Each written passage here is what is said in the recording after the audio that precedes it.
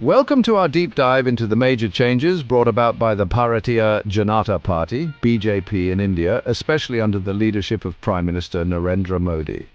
Now, Modi's been in charge for a while now, 2 terms, and in that time he's definitely left his mark. We're talking big economic reforms, social shake-ups, and let's just say a very particular vision for India's future.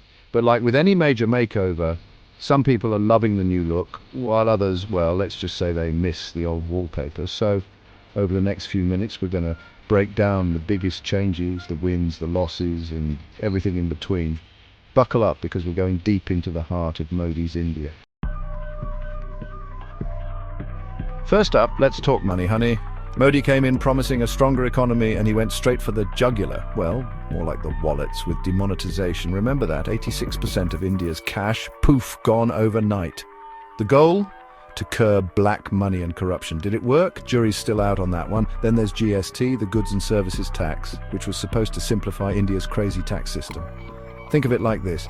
India had 29 states, each with their own tax rules, like a fiscal game of Tetris on expert level. GST was supposed to streamline everything, make it easier to do business. Of course, it wouldn't be India without a little chaos, and the rollout, well, let's just say there were some glitches.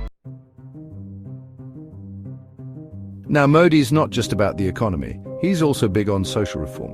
One of his biggest campaigns, Swachh Bharat Abhiyan, which translates to Clean India Mission. The goal? To make India cleaner and improve sanitation. And you know what? It's had some success. More toilets, less open defecation. That's a win for everyone, right? But then there's the other side of the social coin, the one that has people saying Modi's pushing a Hindu nationalist agenda. We're talking about things like the ban on triple talaq, the Muslim practice of instant divorce, which was seen by many as a win for women's rights.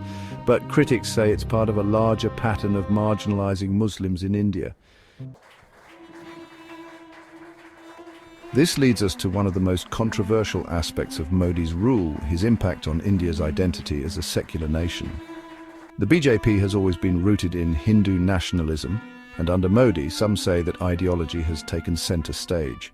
The abrogation of Article 370, which granted special status to Kashmir, was a huge flashpoint. The government argued it was necessary for national integration, but critics saw it as a move to further marginalize Muslims and solidify Hindu control over the region. And then there's the Ram Mandir. For decades, the site of a demolished mosque, believed by Hindus to be the birthplace of Lord Ram, was a source of tension. Modi's government fast-tracked the construction of a Hindu temple on the site, fulfilling a long-held dream of the BJP and its supporters, but further alienating many in the Muslim community. Chapter 4, Modi on the world stage, from neighborhood spats to global power plays. Now, let's zoom out from India's borders and look at Modi's foreign policy. One thing's for sure, the man loves a good summit. He's been all over the globe, shaking hands, making deals, and generally raising India's profile on the world stage. He's forged stronger ties with countries like the United States, Japan, and Australia, forming alliances to counter China's growing influence. But speaking of China, things haven't exactly been all chai and samosas on that front. Remember the Doklam standoff?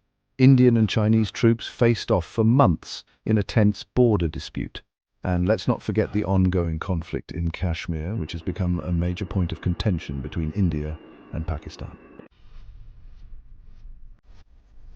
Chapter 5, The Green and the Growing, Can India Have It Both Ways? Back home, Modi's facing another balancing act, boosting economic growth while protecting India's fragile environment.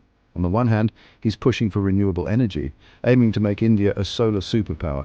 And there have been some positive steps, like the significant growth in solar energy capacity. But at the same time, his government has been criticized for relaxing environmental regulations in favor of development projects. It's a classic dilemma: jobs versus the environment, and finding that sweet spot is proving to be a challenge, to say the least. Chapter 6, Digital India, From Cash to Code, A Tech Revolution.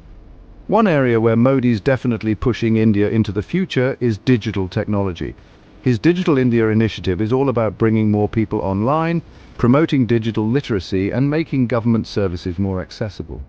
And it's having an impact. India has seen a surge in internet users, smartphone adoption, and digital payments.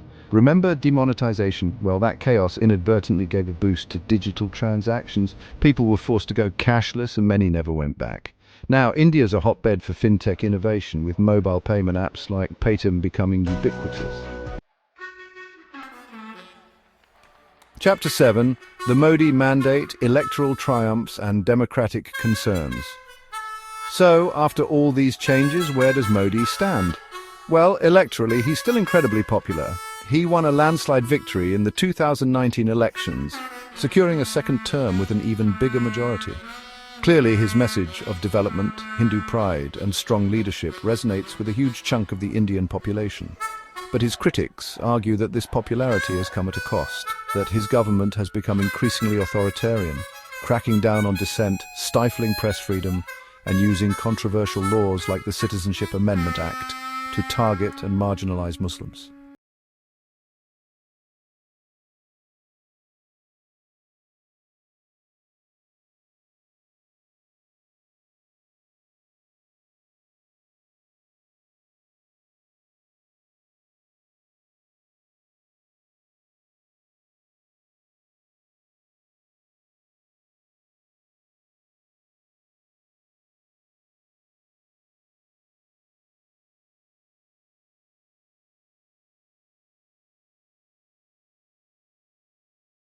Below.